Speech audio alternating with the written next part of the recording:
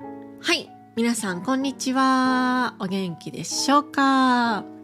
はい。このポッドキャストは、日本語学習の、中級者、上級者向けのポッドキャストです。自然な速さで、自然な話し方で話していきますので、もし難しいと感じた方は、無料でトランスクリプトを公開しておりますので、そちらを見ながらちょっと学習に役立ててください。私のペイトリオンサイトでは、このエピソードで出てきた新しい言葉を勉強することもできますので、そちらも合わせてチェックしてください。はい。ということでですね、今日は私のどうでもいい小話と、その後半は、今ね、すごく問題になっている熊被害のニュースについてちょっと話していきたいなと思います。はい。まあ、今日はですね、11月の16日日曜日なんですけど、もう私、日本に帰ってきてから結構経ったね、16、17、18日ぐらい経ちましてですね、もう慣れましたね。もうね、ほんと普通の生活なんですけど、最近はなんか友達に会ったりとか、ネイルをしたりとか、キラキラキラキラ、ネイルをしたりとか、あとね、まつげパーマをしに行ったんですね。うん。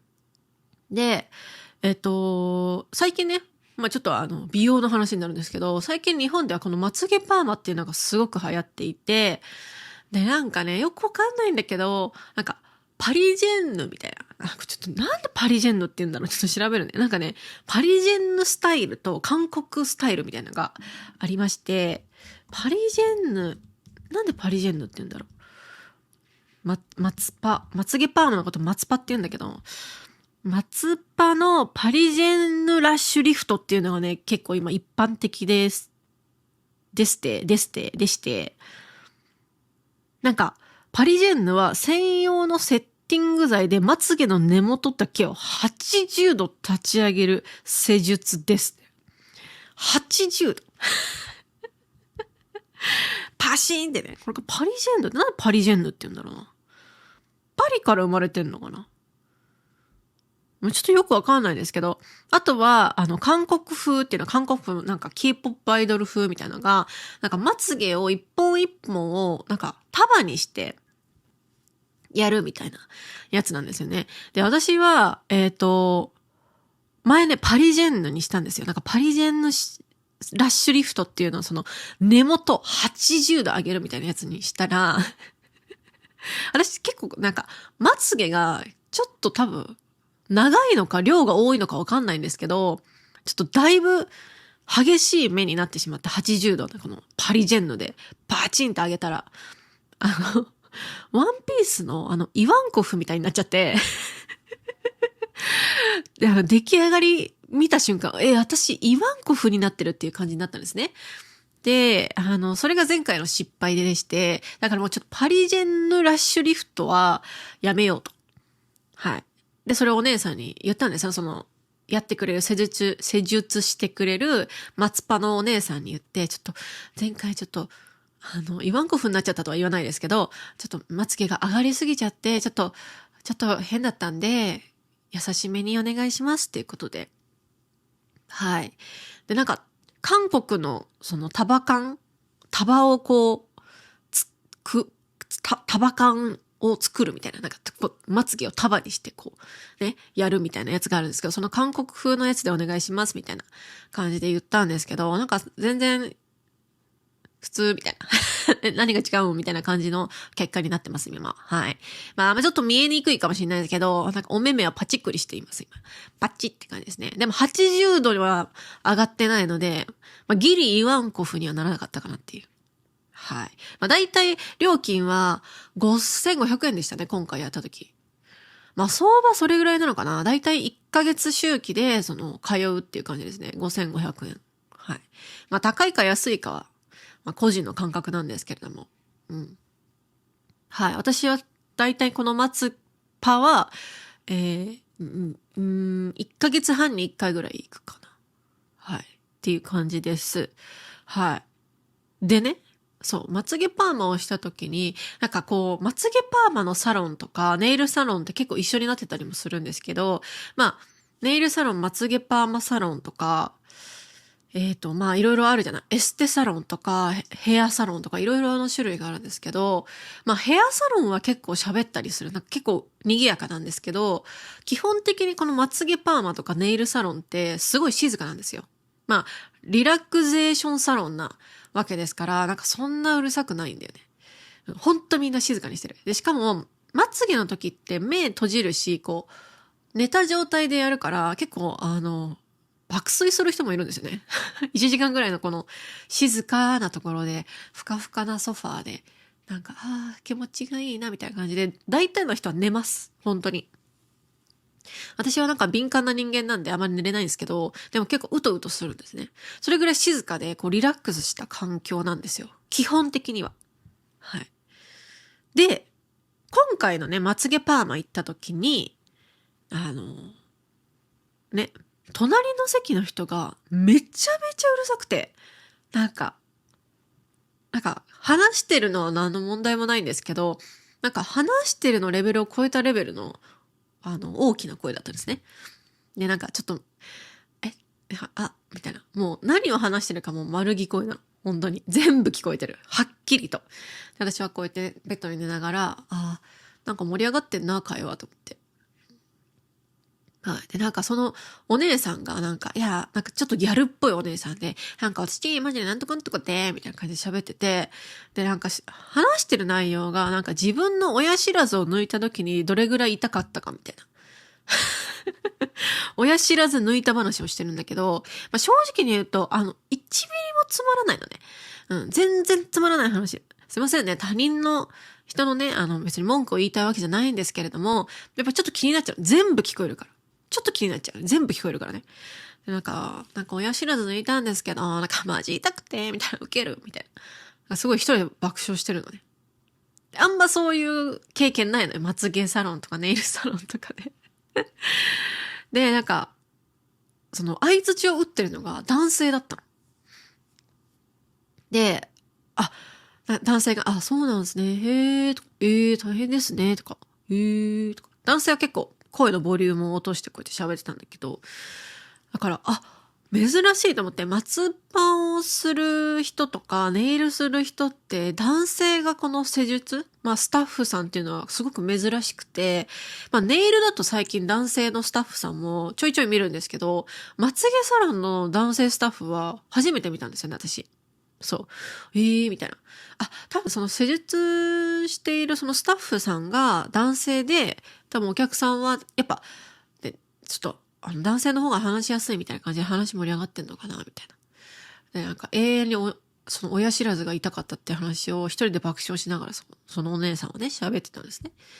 で、男の人は、へえ、みたいな、はぁ、みたいな。で、本当にずっと1時間そんな感じだったの。で、なんか、うるせえなとは思ったんだけど、声のボリュームもうちょっと落としてくれないかなって感じだったんですけど。まあって感じで。そしたら、お姉さんがね、突然、今気になることございませんかとか言い始めたの。おめえスタッフかよみたいなね。そう、お姉さんスタッフだったんですね。気になるとこございませんかとか言って急に言い始めて、さっきまでその親知らずがどうたらって話を永遠にしてたんですけど、で、お兄さんが、大丈夫です、みたいな。お兄さん客みたいな。スタッフめちゃめちゃ喋ってたんかいみたいな感じになって、なんか、怒るとかイライラとかじゃないですけど、なんか、ね。そういうパターンもあるんだ、みたいな話をね、今日はシェアしよう、みたいな感じで。はい。珍しいね。スタッフさんの声のボリュームがもうなんか、えぐかったっていうね、話でした。はい。男性は多分あれなのか、まつげじゃなくて、多分まつげパーマじゃない、多分。眉毛だったと思う。話を聞いて。もう全部聞こえるから。全部聞こえるから。全部聞こえる。なんか、その、男性の、その、男性のそのお客さん側が、お客さん、新婚でなんかもうすぐ子供が生まれて、みたいな。で、もともと奥さんは、子供が欲しくなかったんだけど、なんかすごい子供が大嫌いだったんだけど、自分がお願いして子供を産んだら奥さんが子供のことをすごい好きになって、みたいな。っていう話も全部聞こえた。プライバシーのクソもないみたいな。そう。で、なんか、お姉さん、そのスタッフのお姉さんは、なんか自分にはなんか兄弟がいて、みたいな。なんか自分の兄がなんか結婚して、なんかどうたらこうたらみたいな。自分の兄はなんか子供がなんか欲しい、欲しくないとかなんかそういう話をしてて。もうダダ漏れね。全部私はこうやって聞きながらこうやって。へー、つって大変だなーって思いながらそう聞くというね。はい。そんな感じでした。はい。まつげパーマ。みんなはどうなんだろうね。まつげパーマとかヘアサロンとかエステとか男性も女性も行くじゃないですか。まあ女性の方が多いと思いますけど、ネイルとかそういうの。みんなは話すタイプそれとも話さないタイプと、私はね、マジで話さないんですよ。はい。こんなにポッドキャストでこんなに話してるから、はるかさんプライベートでもすごい話すんですよねって感じですけど、全然話しません。普通に、お願いします。はい、大丈夫です。はい、はい、はい、お願いします。で、終わりです。はい。別人。別人。はい。ということで、私のくだらない話はこれまでにしておきまして、熊被害の話、ちょっと真面目な話になります。で、かなりちょっと言葉が難しくなりますけれども。はい。今ですね、もうほんと連日、日本の熊被害についてのニュースがもう報道されております。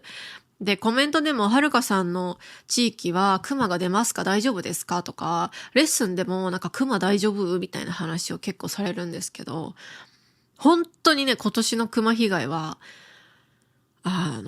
凄まじいですね。うん。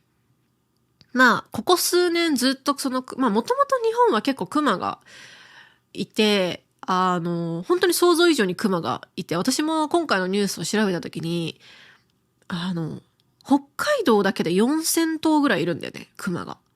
そう。結構ね、なんか熊ってどこにいるのって思うじゃないですか。日頃見かけないじゃん。でもやっぱ山って広いんだね。山の中に何千と何万という熊が日本には生息しておりまして、だいたいツキノワグマという熊とヒグマかな。はい。ツキノワグマとヒグマが今回その熊被害で主に、なんか名前を聞く熊の2種類ですね。うん。はい。で、まあ今回なんでこの話をしようと思ったかというと、まあこれからちょっともう、今、もう紅葉ピークですけど、紅葉と冬にかけてそのスキーとか、紅葉とかなんかいろいろなことで、皆さんも日本に観光に来るじゃないですか。で、やっぱりハイキングする人も多いと思うし、そのね、自然を楽しみに行きたいと思う人いると思うんですけど、今マジで危ないので、皆さんにちょっと注意喚起ということで、ハイキングとか山登りとかする人、スキーとかスノーボード楽しみに行く人は、本当に気をつけてくださいという意味で、今回は動画にすることにしました。はい。で、どれくらい今、日本では問題になっているかというとですね、まずね、亡くなった方が過去最大です。2025年度の死者数、熊によっての死者数は11月上旬時点で13人に達しており、過去最多だった。はい。13人の方が今熊の被害で亡くなられているという状況です。で、2023年度、一昨年ですね。一昨年もね、熊被害すごかったんですけど、一昨年は6人なんですよ。それでも。一昨年もやばいと思ってたけど、それでも6人で、なので今もう11月の時点で13人っていうのは2倍以上の結果になってるということですね。はい。で、死傷者数、亡くなった方、そして怪我をした方、熊被害によって怪我をした方を合わせると、死傷者数は200人を超えているという状況ですね。はい。200人です。やばくないですか？熊だけだよっていう。うん。やっぱ熊被害って言っても亡くなった方以外にも、例えば背中をこう引っかかれて重傷になった方とか、目とか耳とか、いろんなところをこう、なんか負傷した方がいて、その負傷のレベルもやっぱり人それぞれなんですけど、かなり大変な状況ですね。なんか私一回聞いて、うわ、怖って思ったのが、若い20代の方が確か9月ぐらいにハイキング中に熊に襲われて亡くなったんですね。で、その事件、ちょっとうる覚えなんですけど、どんな事件だったかというと、20代の男性2人が、東北の方かなにハイキングに行ったんですよ。登山みたいな感じで。で、でも、登山って言っても結構普通の道だったんですよ。まだまだそんな山の奥に入ってない状況だったんですけど、熊が現れたと。で、一人の男性は逃げることができたんですけど、もう一人の男性は逃げるときに熊に足を引っ張られちゃって、いや、ちょっと本当に怖いんですけど、足をこう熊に掴まれた状態で、こう山に引きずり込まれてったっていうのをもう一人の助かった男性が目撃してたんですね。で、何もできなくて。めちゃめちゃ嫌じゃないですか。嫌だっていうか壮絶じゃないですか。ね、その残された方は多分超トラウマだろうし、熊に足を引っ張られて山の中に引きずられていくって。で、その方は確か、下半身がない状況とかだった気がする。そう。もう、男性か女性か区別がつかない状況で発見されたみたいな話だった。うん。想像するとすごく、残酷なね、悲惨な姿ですけれども、ほんとそれぐらい熊に襲われたっていうのは人間じゃないんで、かなりね、恐ろしいものですね。うん。はい。で、なんでこんなことになってるかっていうとですね、かなりね、いろいろな、その原因が重なって、一つの原因ではなく、こういうことになっています。で、私は、この、熊がね、やっぱり、人里に降りてきてるっていうのが今問題なんですけど、で、やっぱ人里に降りているっていうと、地球温暖化で植物が、熊の食べ物が少ないからなんじゃないかって思ったんですね。はい。でも皆さんもそう思うと思うんですよ。いや、これは地球温暖化で食べ物がないからとか、人里に来て食べ物を探しに来てるんじゃないかっていうね、ことを考えると思うんですけれども、どうやらそんな簡単な話ではないらしいんですね。うん。はい。日本全体では、熊の個体数が、まず増加傾向にあります。で、分布域も拡大しています。分布域っていうのは、分布っていうのは広がっているということですね。はい。だから、熊が今までは多分北海道とか、ある一部のところで生息していたんですけど、熊の個体数が増加して、さらに、広がっていると。生息地域がですね。うん。はい。で、2025年度、上半期。上半期っていうのは、日本は4月からだいたいカウントするんですよね。3月が最後で4月から新しい、年度が始まるんですよ。これは日本の学校とかもいろいろそうなんですけど、上半期は4月から9月の6ヶ月間ですね。はい。で、下半期っていうのが10月から3月の半年間になるんですけど、この2025年の上半期のツキノワグマの、出没件数はどれぐらいだと思いますか？ツキノワグマがこの6ヶ月で目撃された、出没したっていう件数。ね。熊でしょと思って。半年、だって4、5、6、7、8、9だから、言ってもね、夏の時間とかがあったから、いや、1000とかじゃないかなと思ったのね、私。全然違います。2792件。2万です。2792件。はい。で、統計開始以来、この熊の出没数を毎年数え始めた統計開始以来最多を更新しました。これは昨年度の1年間の総件数をすでに上回っている。はい。だから上半期の半年だけで去年1年分の出没数を、上回っているという状況ですね。2792件。やばいですね。うん。はい。そもそもなんで今熊の事件が多くなってるかというと、皆さんご存知の通り、熊はやっぱ冬眠するんですよね。冬に眠るんです。で、冬眠前にお腹を空かせた熊は、たくさん食べてから冬眠をするんですよね。はい。で、冬はですね、冬眠に失敗した熊というのもいるんですよ。で、冬眠に失敗した熊って結構な数いまして、で、その熊は結構凶暴化したりするんですよね。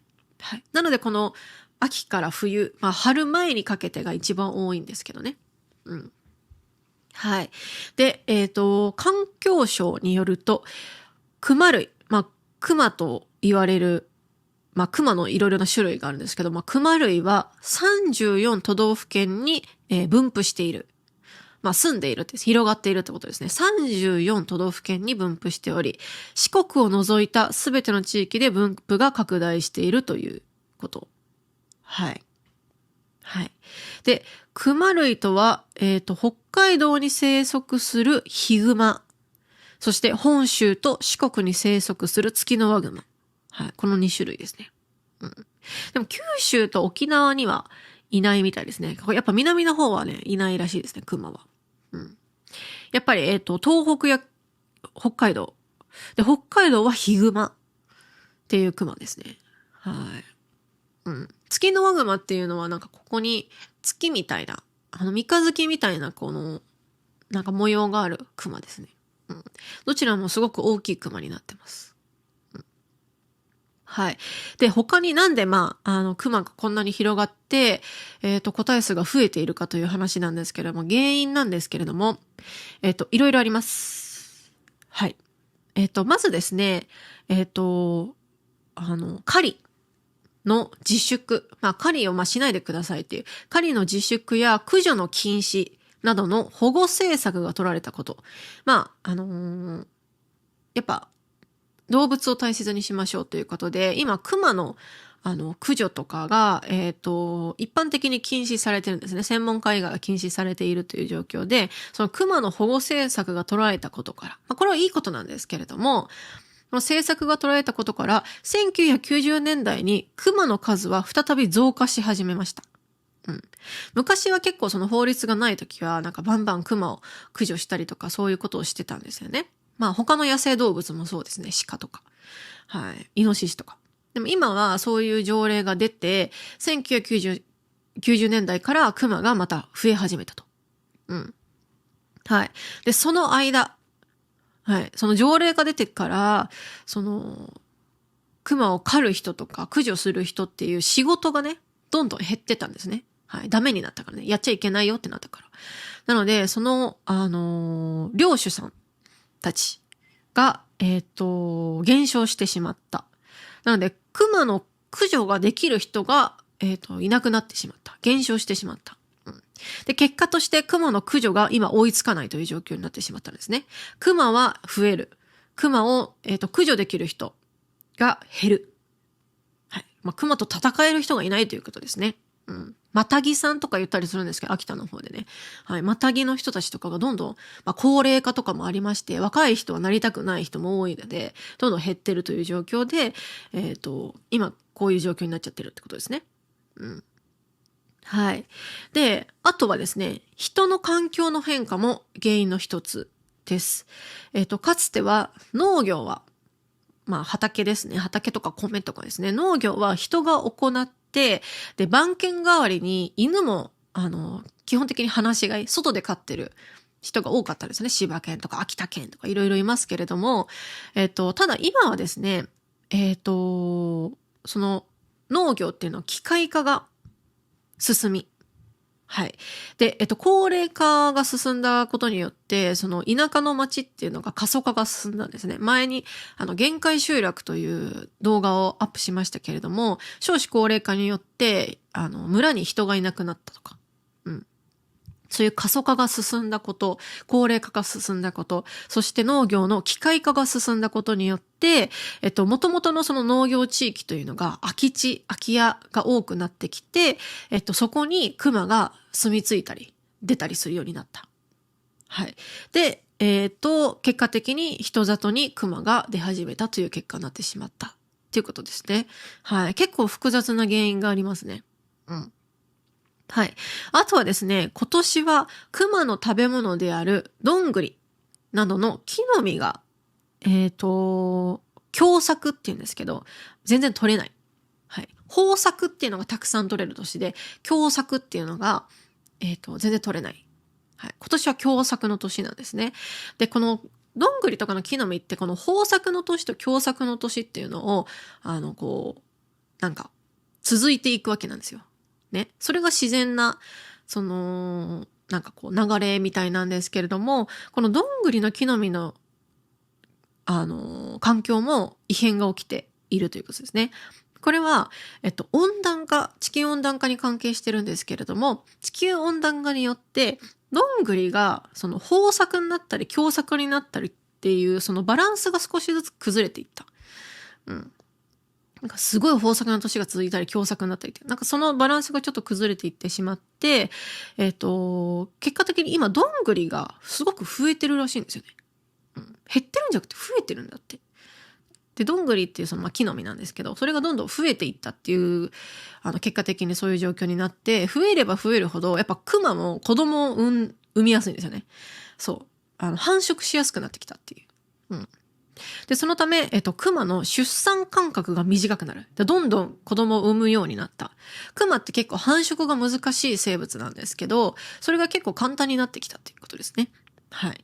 で、クマが増えやすくなってしまったという。はい。で、そしてですね、今年は、どんぐり増えたって言ってるんですけど、今年は凶作の年なんですね。うん、全然取れない。どんぐりが。で、クマが、増えてしまったクマが、人里に降りているっていう状況。で、今年はすごく増えているってことですね。はい。だから来年もしかしたらどんぐりが豊作になったら、来年はクマの出没がガクッと減るかもしれないけど、次また増えるかもしれないとかね。はい。だから読めないって感じですよね。どうなるか。はい。だからいろんなこの原因がこう絡み合っていて、今のクマ被害の問題が、多発しているという状況なんですね。うん。はい。で、もちろんですね、もちろんのこと、みんなやっぱりやっぱほとんどのクマが駆除されてしまう、殺されてしまうのが今の現状ですね。やっぱ街にクマが出たっつって、助けてくださいっていう人が、一日に何件もあるらしいんですけど、やっぱり行って、クマを山に返すことに成功したら、それはもちろんいいんですけど、なかなかそう簡単にはいかないんですよ。一回山に帰ってきても、山に帰っても、また人里に現れるって。そういうクマもいっぱいいるわけですから、やっぱりこう、バッとこうクマが現れて襲われるってなった時には、やっぱりこう殺されてしまうというのが一番多い状況なんですね。駆除をするっていうんですけど、この駆除数もすごく高くなっていて、やっぱりクマがかわいそうだっていう意見はすごくありますね。うん。いや、私もそう思いますよ。本当に。どうにかならないかと思いますよね。やっぱ、クマを殺して気持ちがいいわけがないんですよ。みんな。日本人も、駆除してる人もですね。はい。今はですね、本当にクマの被害が多すぎて、自衛隊が緊急で、今、クマの、被害問題に、携わってるっていう、自衛隊が発動するぐらいなんですね。うん。で、今はもう本当にクマが怖すぎて、散歩もできないし、子供たちが学校に行くことも難しい。で、もちろん外で農業することもできない。はい。本当外出れないんですよね。うん、で、今すごく観光のシーズンでピークなんですけど、その観光地に人がいないっていう状況もあって、本当にみんな困ってるんですよ、今。うん、本当に外に出ないでっていう状況で、私が住んでいるところは東京の結構都会なんで、ここにさすがにクマは出ないですけど、ちょっと奥の方の東京に行ったら多分、クマの、被害があってもおかしくないかなという状況ですね。うん。そう。で、そのクマの駆除して、殺すっていうことがやっぱり避けたいじゃないですか、誰しも。みんな同じ気持ちなんですけど、ただそんなこと言ってられないっていうのが今の状況なんですよね。なんか、難しい問題ですよね。なんかクマが悪いってわけじゃないし、みたいな。はい。でね、やっぱ、駆除したクマをどうするかっていう問題もかなりあるらしいんですよ。駆除したクマをそのまま放置できないじゃないですか。もちろん。ね。やっぱいろんなウイルスとか衛生的にも良くないですし、だから、クマの、処理みたいな部分にもかなりのお金がかかっているそうなんですね。で、その自治体の人とかその地域に住む人たちが、対応してるんですけど、もう人も足りないと。ね、お金も足りない、人も足りないみたいな、そういう状況になっていて、で、やっぱりこう、関係ない部外者からすると、クマかわいそうじゃん。殺してしまうのであれば、熊を食べるとか、何か他に活用することができるんじゃないかって思うじゃないですか、やっぱり。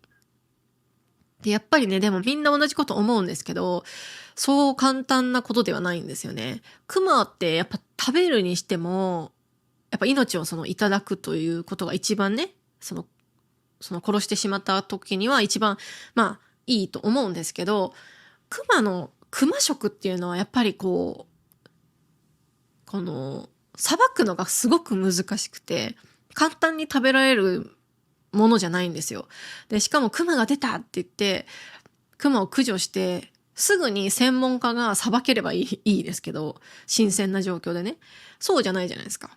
で、銃で撃ったって言っても、綺麗に撃てるわけじゃないから、衛生的にもすごく問題があるし、なかなか食に移動させるみたいなこともかなり難しいようですね。だから本当にこの熊問題っていうのはね、深刻です。はい。どうすればいいんだろうって。なのでもう今日本では熊との共存どうすればいいかっていうのが今の日本の課題になっていますね。一番いいのはやっぱり人も被害に遭わず、熊も被害に遭わずっていうのがいいんですけど、そういうね、それは理想ですから、現実はそう甘くないという状況ですね。はい。皆さんの地域はどうでしょうか？皆さんの国ではどうでしょうかね？はい。で、熊にもし会ってしまったりとか、今からね、日本に観光に行くんですけど、やっぱりハイキング行きたいと、山登り行きたい、紅葉を見たいっていう方もいっぱいいると思うんですけれども、じゃあどうすればいいのかっていう話もしたいと思います。まず、出会わないための予防策。はい。熊に出会わないための予防策ですね。これはですね、もう極論外に出ないです。そりゃそうだろっていう。外に出ない。はい。でもそれは不可能ですから、まずはですね、事前に情報収集をすること。山に入る前に出没の情報を確認しましょう。必ずその地域でいつどこで熊が出ましたっていう情報が出ますね。そういうところには行かない方がいいですね。だから皆さんが旅行する場所の熊情報っていうのを細かくチェックしておいた方がいいと思います。あとはですね、音を出すことがすごく大切で、熊よけの鈴とかが今一般的に売っています。あと笛とか、ラジオをつけるとか。はい。私はここにいますっていう、熊さんここに来るなっていうことをね、自分でアピールすることがすごく、大切です。ただですね、今の熊はですね、もうそれにも慣れてしまってるっていう状況があってですね、だから必ずしも音を出せばいいということではないです。はい。さっきのね、熊がなぜ今増えているか、人里に降りてきてるのかっていう原因でちょっと言い忘れたことがあって、もう一つですね、熊がまず人間に慣れてしまったっていうこともあります。で、人間が食べ物だって認識してしまった可能性が高いというのをニュースで見ました。人間は食べられるというふうに今認識してしまったんじゃないかって言って。はい。だからですね、音を出せばいいって問題ではなさそうですけれども、一応持っておくと安全かなと。はい。あとは単独行動を控える。一人で行動しないということですね。複数人で行動しましょう。そして早朝夕方、霧の日は避ける。はい。熊の活動が活発な時間帯や、あとは悪天候は避けましょうということですね。霧だと見えませんから。はい。で、あと早朝と夕方は熊の活動が活発になるので、控えてくださいということですね。あとは、周囲に注意を払うこと。近くにね、熊の形跡があったり、足跡とか、熊の糞を見つけたら、すぐに引き返してください。はい。近くに熊がいるということですね。はい。言うたって、突然に出てくるのが熊ですから。はい。で、次は、熊に出会ってしまった場合の対処法。まず、落ち着いて、距離を保つこと。はい。驚かないで、目を離さないで。ゆっくりと後退しましょう。後ろに下がりましょうということですね。で、大声を出さない。むやみに大声を出すと、クマを刺激する可能性があります。結構でもなんか YouTube とかのビデオとか見ると、遠くにクマが見えた時に、人間がなんかみんなでわーとか言って、威嚇してクマが逃げるっていう動画を見たことあるんで、どうなんですかね。あまりに近づいた場合はちょっとダメなのかな、大声出すのはね。うん。はい。で、自分を大きく見せる。木や石の上に立ち、自分を大きく見せて威嚇しましょう。いや、これむずいな。なんか石の上とかに登るのもいいらしいですね。近くにあればね。はい。逃げられない場合、逃げたいですけど、逃げられない場合は、50メートル以内でクマが接近し、逃げ場がない場合は、大声と音で威嚇。やっぱ大声出すんだ。近づいてきたらもう大声出すってことか。大声と音で威嚇し、身を守りましょう。襲われた場合、うつ伏せになり、うつ伏せですね。こう、体を下にして寝っ転がるってことですね。首の後ろを手で覆ってガードしてください。はい、もうこの状態になった時はもう死を覚悟ですよね、これ。はい。っていう感じですね。もう皆さん本当にお気をつけください。はい。私は今年は冬は山には行かないですね。怖すぎるんで。なんか、熊に会って助かる気持ちないですね、あんまり。なんか、熊に会ったら最後な気持ちがあるんで、もうその時が私の最後の日みたいな気持ちがあるんで、今年はちょっとおとなしくお家で過ごしたいなって思っております。来年どうなるか分かりませんけど、熊についてはね、今年はかなり、ありえないぐらいの熊被害が出ているという状況ですね。はい。いかがでしたでしょうか。ちょっとね、だいぶ難しい言葉があったし、だいぶ、早かったかもしれませんので、もう一度言いますけど、トランスクリプト無料で公開してますので、ぜひ、チェックしてみてください。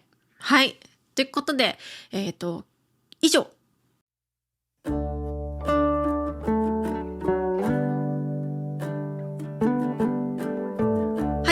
今日話したらしいまたトランスクリプト作りますので、私のウェブサイトをチェックしてください。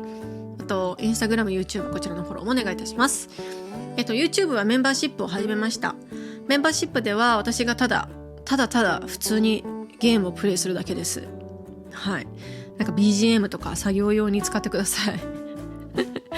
新しいビデオはですね、懐かしのエイジ・オブ・エンパイア1の、なんていうの、リメイクなのか、ディフィニティブエディションみたいな名前のやつをプレイしました。20年前に発売されたゲームの復活ですね。全然勝てない。むずっみたいな。なんかね、20年前にうちの兄がプレイしてたのを私は後ろで見てたんですよ。何このゲーム面白そうみたいな思っていて、ずーっと気になっていて、このゲームをやりたいと思っていて、でもゲームの名前がわからなかった。そう。でもある時に知ったんです。これはエイジ・オブ・エンパイアっていう名前のゲームだったんだ。しかも最初のシリーズだったんだっていうのを知ってですね、今回購入しまして、それをプレイしてみたんですけれども、思いの方が難しくて、全然勝てないみたいなね、状況で今練習中です。なので、次のビデオは多分エイジ・オブ・エンパイアを勝利したビデオをアップしたいと思ってますので、お楽しみに。あと、サニーサイドジャパニーズポッドキャスト、他の先生と会話式のポッドキャストも、アップしています。こちらですね、トランスクリプト、字幕をつけ始めます。すべての動画につけられるかわかんないんですけど、できるだけ字幕を増やしていくので、皆さんこちらも合わせてチェックしてみてください。あと、ゆうゆさんとやっている、はるとゆうゆのゲームで日本語という YouTube とポッドキャストチャンネルもありますので、合わせてチェックしてみてください。あとペイトリオンですね。今回のエピソードの新しい言葉を勉強することができます。あと私の、タメ口ポッドキャストのお休みポッドキャストをフルで聞けますので、こちらもチェックしてみてください。サポートお待ちしております。はい。